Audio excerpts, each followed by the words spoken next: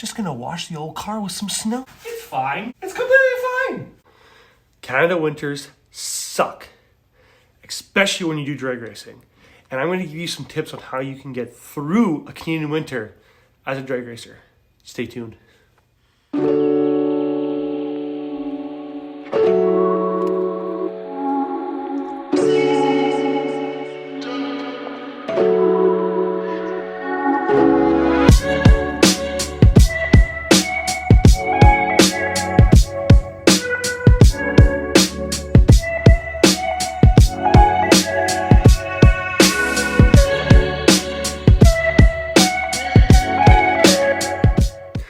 Hey guys, welcome to the vlog today, and today we are going to be talking about winter storage. Now the reason why we're going to be talking about winter storage,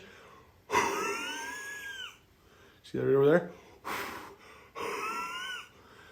It's still cold. It is still cold, and winter storage is very, very important. Now, the reason why it's really important is because if you do not store your car properly, things can go wrong over winter, even though you're not doing anything with the car. So, let's get to it. Now, one of the first things that I do when I store my car for winter is I put it on jack stands.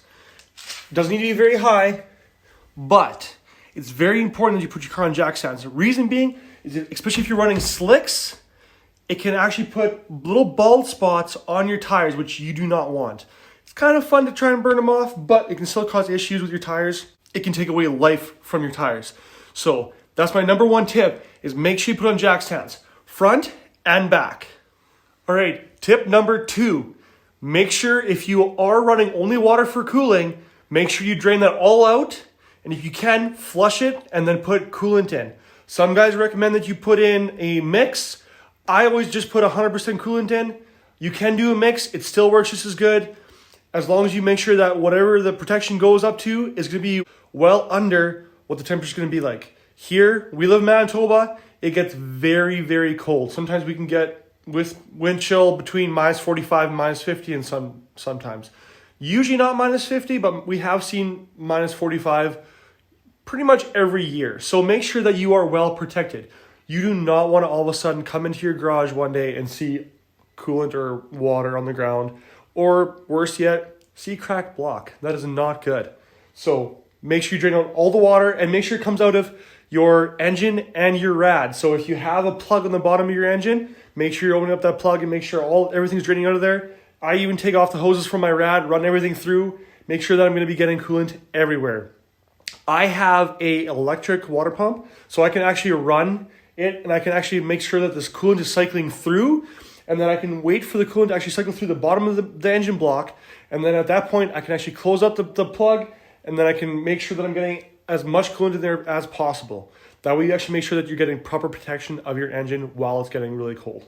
So that's step number 2.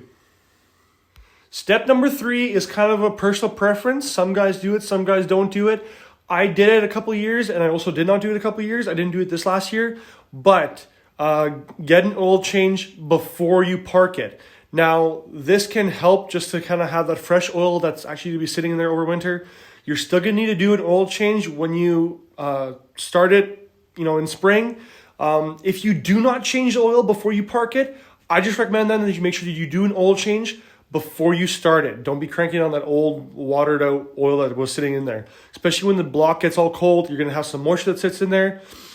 You don't really want to be running it with that oil. It works, but it's just not good for your engine. So at least make sure you do an oil change before you fire it up in spring. Now, this next tip has to do a lot with fuel. So in one case, what I do is I actually make sure that I'm going to be filling up my fuel tank all the way. Some guys do fuel stabilizer. I don't do fuel stabilizer. I have not had issues with it yet, but you can use fuel stabilizer. I would just make sure that it's going to work with what kind of fuel you're running. I run a mix of premium and VP racing fuel. So I'm pretty sure I would be able to use just regular fuel stabilizer, but I just haven't done it yet, and I haven't really had any issues with it. But if you're going to be leaving the fuel in there, I also recommend that you're going to be changing your fuel filter quite a bit, because it's going to be getting a lot more clogged up as it sits there. So I would change it, if you can, at least once every 2 years. All right, this one is if you have a carb. I recommend that you actually drain your carb of all the fuel. You don't want to be letting the fuel sit in there. It's just not good for your carb. You're going to have to redial it in, and it can cause stuff to stick, especially your floats. You don't want your floats to stick. So I would recommend, honestly, just make sure that all the fuel drains out. And if you can, kind of give it a good cleaning. Don't even bother putting it on the engine for winter. Put a cap on or put a rag or something over your intake on your engine and store the carbs somewhere where it can be as dry as possible, and make sure there's no fuel in there so that it can be properly set up and everything the next spring. This is going to help a lot actually for your first fire up whenever you go and fire it up in spring. And it's going to help for your tune, whatever you did on there the year before that was actually working. You don't really have to play with much of it then once you get it all put back on. All right, last but not least, my recommendation for your battery. Make sure your battery comes out of the car. If it's, you're in cold storage, take it out of the car, put it somewhere warm.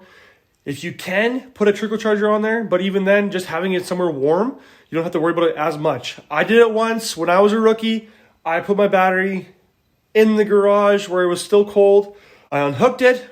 I thought it was going to be okay. And the next year, the battery was frozen and the car didn't start. We weren't able to hold voltage. You don't want to, have a battery shot right away. It's not the most expensive thing that you fix, but that's one less thing for you to have to worry about when you're getting ready for the season.